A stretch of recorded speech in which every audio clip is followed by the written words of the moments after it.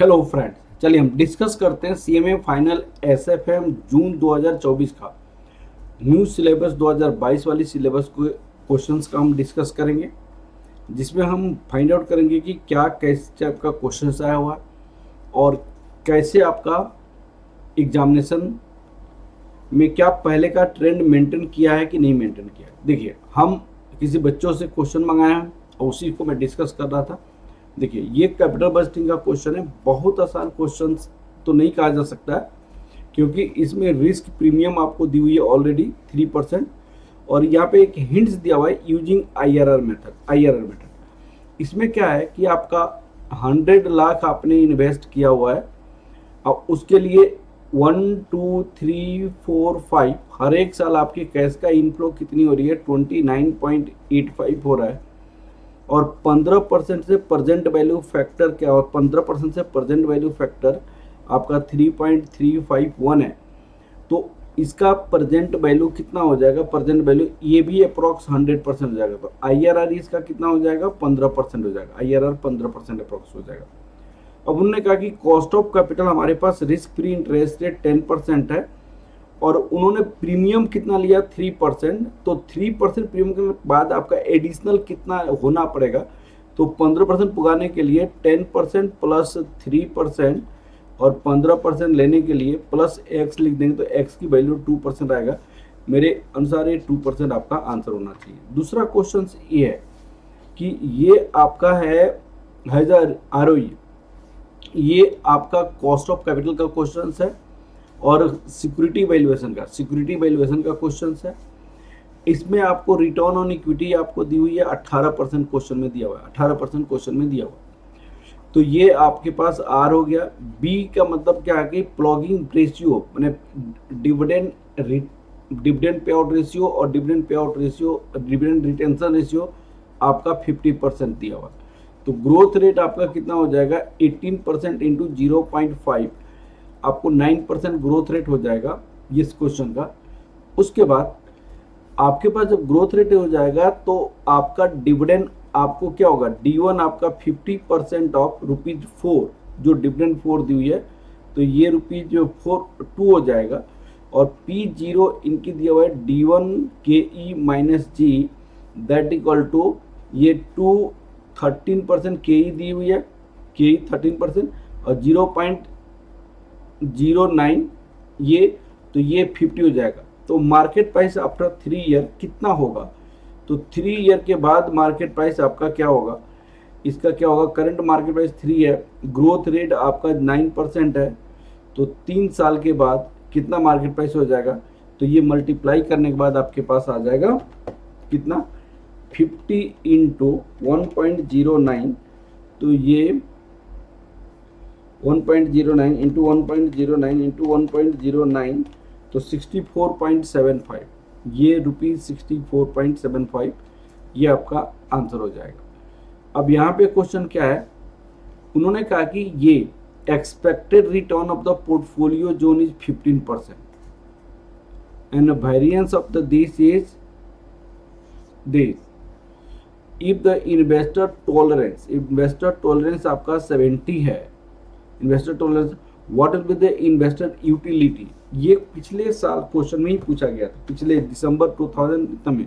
तो utility equal to क्या होता है, यहाँ पे 280% डिवाइडेड बाई यहाँ पे 40। यहाँ पे यूटिलिटी के बारे में इसका फॉर्मूला मैं आपको बता देता हूँ, यहाँ पे लिखा है मैंने, यहाँ पे रिस्क पेनाल्टी इक्वल टू होता है, ये आपके स्टडी मटेरियल में दिया हुआ है, risk square divided by risk tolerance, और एक आपका utility is expected return minus risk penalty. Utility का मतलब क्या होता है, expected return, utility expected return minus risk penalty, ये फॉर्मूला होता है। अब इस क्वेश्चन में क्या पूछा हुआ है, इस क्वेश्चन में पूछा हुआ है द एक्सपेक्टेड रिटर्न आपको 15% है, वेरिएंस ऑफ द रिटर्न 20 है, and if The investor tolerance is 70. What will be investor tolerance 70? What is the investor utility? Utility का मतलब क्या होता है? Expected return, ये थर्ड पार्ट का expected return minus risk penalty. Expected return आपको कितनी है? 15% है। रिस्क पेनल्टी कितना हो जाएगा? 180, 280 वेरिएंस का x square minus divided by risk tolerance 70, तो 15% ये आपको 44 पर हो जाएगा, तो ये 11% हो जाएगा। ये बी पार्ट आपका आंसर हो जाएगा, रिस्क पेनल्टी। आपके स्टडी मटेरियल में है, कौन सी पेज में है ये वाला टॉपिक? ये वाली टॉपिक आपको यहाँ पे लिखा हुआ है 388 पेज में है, ठीक है। अब देखिए सारी क्वेश्चन को डिस्कस करूंगा तो बहुत टाइम लगा, मैं बहुत अच्छे से एक बार और ही सारे क्वेश्चन को मैं बनाऊंगा। अभी आपको समरी बता देता हूँ कि कौन कौन सा पार्ट है। जो ये क्वेश्चन पिछले बार पूछा था, ये भी क्वेश्चन आपको पिछले बार पूछा था, नॉर्मल डिस्ट्रीब्यूशन निकाल के हमें प्रोबेबिलिटी निकालनी है। ये आपका क्या है? ये म्यूचुअल फंड का क्वेश्चन है। म्यूचुअल फंड का रिटर्न का परसेंटेज इक्वल टू क्या होता है? NAV minus NAV zero plus dividend plus capital gain divided by NAV zero. तो रिटर्न परसेंटेज 150% दिया हुआ है, जबकि ये एनएवी निकालनी है, जबकि ये 10 है। डिविडेंड आपको 1 रुपया मिल रहा है, ये आपको 10 है, इंटू 100, ये आपको 12 मंथ का है और 8 महीने के लिए टाइम पीरियड में, तो एनएवी 19 आपका आंसर हो जाएगा। ये आसान क्वेश्चन है म्यूचुअल फंड का। ये क्वेश्चन आपका डिजिटल फाइनेंस का है, सिमिलर टाइप का क्वेश्चन है। ये क्वेश्चन आपका बजटरी का वो किसका है? ये क्वेश्चन आपका डेरिवेटिव का है। डेरिवेटिव में उन्होंने कहा कि आपका कंट्रैक्ट 180 है, 180 कंट्रैक्ट है। यहाँ पे वैल्यू आपका कितना होगा? तो एक को बहुत डिटेल में मैं बाद में क्वेश्चन कराऊंगा, बहुत डिटेल में बाद में क्वेश्चन कराऊंगा।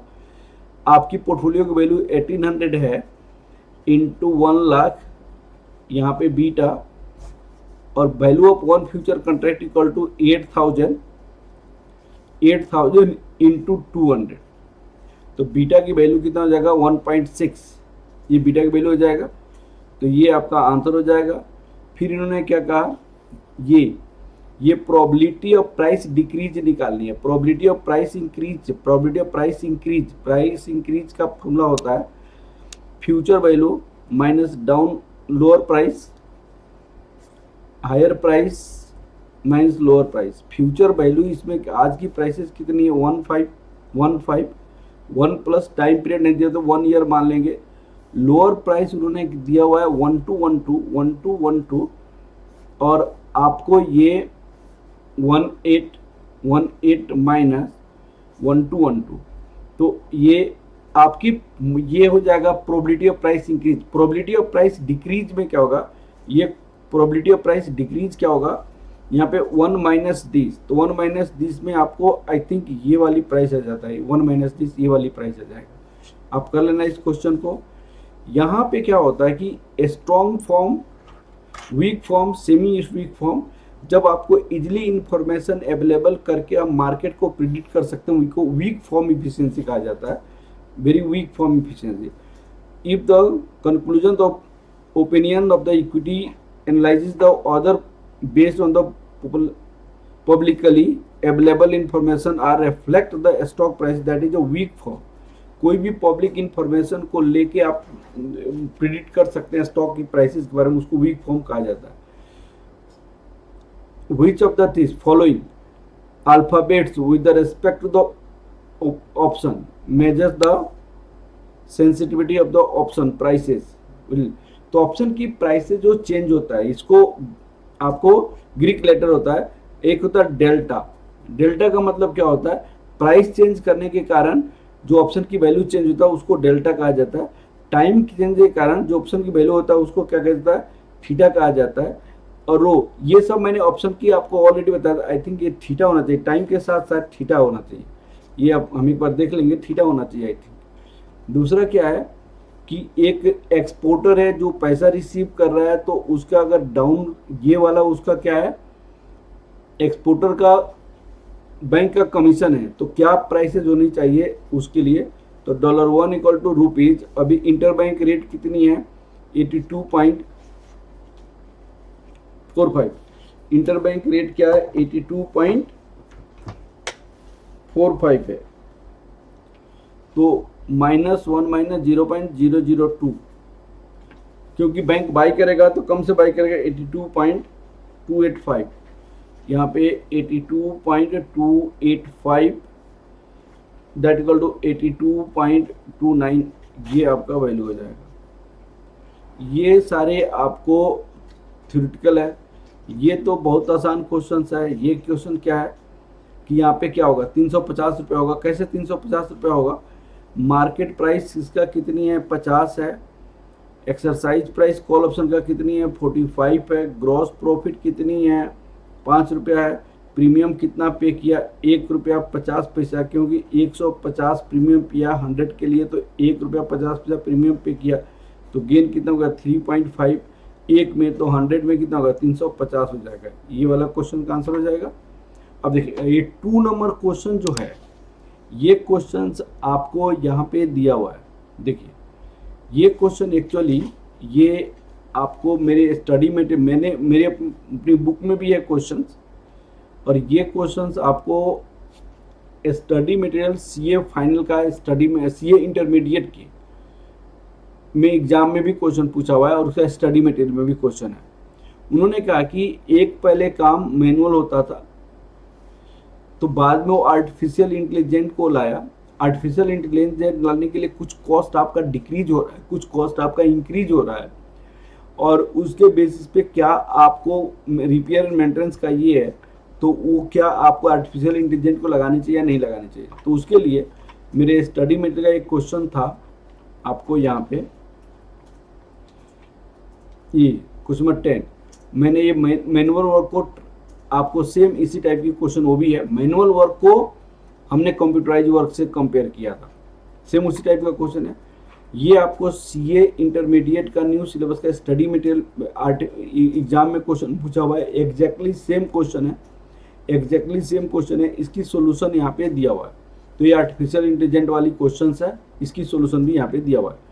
उसके बाद जो क्वेश्चन ये है, ये लीज का क्वेश्चन है, थोड़ा सा ये वाली क्वेश्चन आपको आसानी का आ जाएगा। एक इन्वेस्टर का खर्च दिया हुआ इतना पैसा लग रहा है, तो आपको इक्विवेलेंट एनुअल लीज रेंट कितना होना चाहिए उसके बारे में एक क्वेश्चन है। उसके बाद ये वाली क्वेश्चन है, ये क्वेश्चन थोड़ा सा मैं कहूँगा बच्चों के लिए कॉम्प्लिकेटेड है, कैपिटल बजटिंग का क्वेश्चन है, इसको हम बाद में डिस्कस करेंगे। थोड़ा सा यही क्वेश्चन एक ऐसा है जो कि थोड़ा सा अलग टाइप का क्वेश्चन है, बाकी सारी क्वेश्चन आपके एग्जाम में क्वेश्चन पूछा हुआ है। ये क्वेश्चन जो है आपका सिक्योरिटी वैल्यूएशन का क्वेश्चन है, बहुत आसान क्वेश्चन है, स्टडी मटेरियल का क्वेश्चन है। पहले 4 साल ग्रोथ रेट आपका 10% है डिविडेंड का, उसके बाद ग्रोथ रेट क्या हो जा रहा है, after 4 years the growth rate expected decline 7%, after 6 years growing the rate will be fall to the stabilise 7% forever. उन्होंने कहा कि पहले 4 साल इतना, after 4 years the growing rate of dividend is expected to decline linearly 4%, so up to 7%। माने up to 7% का मतलब क्या हो जाएगा कि पहले 9% हो जाएगा डिक्लाइन, फिर उसके बाद 8% हो जाएगा, फिर उसके बाद आपको 7% हो जाएगा, और उसके बाद ग्रोथ रेट आपको कॉन्स्टेंटली हो जाएगा। The growth rate will be fall stably 7% for year, उसके बाद 7% आपको हमेशा के लिए रहेगा। तो लास्ट डिविडेंड 3 रुपये दिया था, अगर रिक्वायर रेट ऑफ रिटर्न आपको 16% है, तो करंट मार्केट प्राइस निकालिए। इस टाइप की बहुत सारी क्वेश्चन हमने बनाया हुआ है, ये भी उसी टाइप का क्वेश्चन है। यहाँ पे हमने सबका डिविडेंड निकालते हैं, क्या क्या डिविडेंड मिला, फिर लास्ट जब एस्टेबलाइज हो तो उसकी मार्केट प्राइस निकालेंगे यहाँ पे 6th ईयर का, क्योंकि 7 ईयर से ग्रोथ रेट कांस्टेंट हो जा रहा है, फिर सबका प्रेजेंट वैल्यू निकाल लेंगे। सिक्योरिटी वैल्यूएशन का क्वेश्चन है, बहुत आसान क्वेश्चन है। उसके बाद ये वाला क्वेश्चन है, देखिएगा ये बॉन्ड वैल्यूएशन का क्वेश्चन है, कन्वर्टिबल बॉन्ड का। मैंने एक बच्चा डाउट पूछा था कन्वर्टिबल, सारी चीज़ें मैंने ऑलरेडी एक एक करके मैंने बनाया था। ये क्वेश्चन यहाँ पे है, देखिएगा मैंने आपको 9 चीज़ें पूछा था, उस 9 चीज़ें में ये कवर हो जाएगा। इसकी सॉल्यूशन मैंने यहाँ पे दिया हुआ है, ये क्वेश्चन इसके बेसिस पे बन जाएगा। ठीक है, मैं डिटेल में इसका दूंगा आपको। ये क्वेश्चन देखिएगा, रिटर्न आपको दी हुई है, वेरिएंस का एक स्क्वायर दिया हुआ है, अनसिस्टमेटिक रिस्क दिया हुआ है। उन्होंने आपसे कहा था शार्प मेजर निकालिए। शार्प मेजर का मतलब क्या होता है, return of the portfolio minus risk free standard deviation of the portfolio होता है। ट्रेंडर मेजर क्या होता है, return of the portfolio minus risk free beta of the portfolio हो जाता है। अब बताइए, स्टैंडर्ड डेविएशन ऑफ पोर्टफोलियो तो यहाँ से आ जाएगा, वेरिएंस ऑलरेडी दिया हुआ है तो स्टैंडर्ड डेविएशन निकाल सकते हैं। अनसिस्टमेटिक रिस्क दिया हुआ है तो यहाँ पे सिस्टमेटिक रिस्क निकाल सकते हैं, क्योंकि ये टोटल रिस्क होता है। ये क्या होता है, टोटल रिस्क होता है। तो ये सपोज कीजिए ये बी, ये सिस्टमेटिक रिस्क में क्या हो जाएगा, ए माइनस बी हो जाएगा। और जो भी आप यहाँ पे आएगा वो सिस्टमेटिक रिस्क यहाँ पे पुट करेंगे, और मार्केट रिस्क वेरिएंस यहाँ पे दिया हुआ है तो इसके बेसिस पे हम सिस्टमेटिक रिस्क निकाल लेंगे। और वो सिस्टमेटिक रिस्क निकालने के, सिस्टमेटिक रिस्क आ जाएगा, उसके बाद बीटा आ जाएगा, तो उसके बाद ट्रेनर रेशियो आ जाएगा, और यहाँ पे वेरिएंस दिया हुआ है तो हम शार्प रेशियो भी निकाल सकते हैं। तो आसान क्वेश्चन है, बहुत सिंपल क्वेश्चन है। दूसरी क्वेश्चन ये है, आप देखिएगा ये वाली क्वेश्चन है जिसकी कोरिलेशन दिया हुआ है, स्टैंडर्ड डेविएशन दिया हुआ है, और मार्केट का स्टैंडर्ड डेविएशन भी दिया हुआ है। Analyse the sensitivity of the each of the security, covariance of the systematic risk, unsystematic. ये सारी क्वेश्चन यहाँ पे आपको ये दिया हुआ है। Illustration number 20 of the portfolio management का है, मैंने आपको क्वेश्चन में दिया हुआ है, एग्जैक्ट सेम यही क्वेश्चन उठा के आपसे पूछ दी गई है। दूसरी बात है, ये क्वेश्चन आपको सिक्योरिटी, ये पिछले बार भी क्वेश्चन ये पूछा था, आपके स्टडी मटेरियल में भी ये क्वेश्चन है। ये आर्बिट्रेज प्राइसिंग मॉडल का क्वेश्चन है। मैंने अभी कोई बच्चा डाउट पूछा था, उसमें भी मैंने डिस्कस किया था इस क्वेश्चन को। सेंसिटिविटी एनालिसिस, ये सेंसिटिविटी है फैक्टर 1, फैक्टर 2, और ये क्वेश्चन है सेम इसी के बेसिस पे। ये क्वेश्चन तो अभी नहीं, बल्कि ये वाला क्वेश्चन, ये क्वेश्चंस मैंने अभी जुलाई 2023 में क्वेश्चन सिलेबस 2022 में क्वेश्चन पूछा था, सेम वही है। सेंसिटिविटी और सेंसिटिविटी 2, एक्सपेक्टेड रिटर्न दी हुई है, ये वाला इन्फॉर्मेशन दिया हुआ है, ये वाला सिर्फ डिजिट चेंज है, क्वेश्चन एग्जैक्टली सेम है। इसकी सॉल्यूशन भी मैंने यहाँ पे प्रोवाइड कराई हुई है। ठीक है, अब आपको ये वाला क्वेश्चन है, बीटा दिया हुआ है, मार्केट प्राइस पर दिया हुआ है, नंबर ऑफ शेयर दिया हुआ है, और आपसे ये जितनी भी चीज़ें ये पूछी गई है सेम यही क्वेश्चन यहाँ पे भी आपको दिया हुआ है मैंने। ठीक है, ये क्वेश्चन जुलाई 2023 में क्वेश्चन है, मार्केट प्राइस प्रतिशत बीटा दिया हुआ है, आपको नंबर ऑफ शेयर दी हुई है, और इसका ये वाली सारी पॉइंट्स और ये सारी चीज़ आपको निकालने के लिए पूछी गई है। इसकी सॉल्यूशन मैंने यहाँ पे प्रोवाइड कराई है। सेम इसी टाइप का क्वेश्चन वो भी है जो कि आपके एग्जाम में क्वेश्चन पूछा गया। ठीक है, तो दोनों क्वेश्चन हो गया। ये द इंफॉर्मेशन ऑफ दिस, ये बाइनोमियल मॉडल का क्वेश्चन, इस टाइप के क्वेश्चन तो मैंने बहुत बनाया। करंट मार्केट प्राइस क्या है, आपको 432 है, एक्सरसाइज प्राइस 462 है, मार्केट प्राइस 537 है, 537, 390, रिस्क फ्री इंटरेस्ट 9% है। तो 3 month value of call option binomial model से, बहुत आसान क्वेश्चन है ये। इस टाइप के क्वेश्चन बहुत किए होंगे आप। अब ये वाला जो क्वेश्चन है, ये पिछले बार भी ये क्वेश्चन पूछा गया था इसी टाइप का। जैसे मान लिया जाए एक इंडियन कंपनी है, उनको 1 करोड़ आपको येन पेमेंट करनी है, 1 करोड़ येन पेमेंट करनी है, 1 करोड़। तो फॉरवर्ड रेट पे 3 मंथ फॉरवर्ड रेट पे पेमेंट करना है। तो ये रेट क्या है, ₹1 इक्वल टू येन 1.5726 1.5923 है। तो इसके बेसिस पे हम क्या फॉरवर्ड रेट निकाल सकते हैं। ठीक है, तो 1 करोड़ येन, तो आप रुपया दीजिएगा तो बैंक रुपया को बाई करेगा, तो ये वाला रेट लगेगा, उसके बेसिस पे बताना पड़ेगा। फिर आपको यहाँ पे रुपीज क्या पे क्या है, कमोडिटी करेंसी हो जाएगा, क्योंकि रुपीज सिंगल कोट में लिखी गई है। और यहाँ पे प्रीमियम की जो वैल्यू दिया हुआ है, ये आपको पर रुपी दिया हुआ है प्रीमियम, तो रुपी आपको हो जाएगा।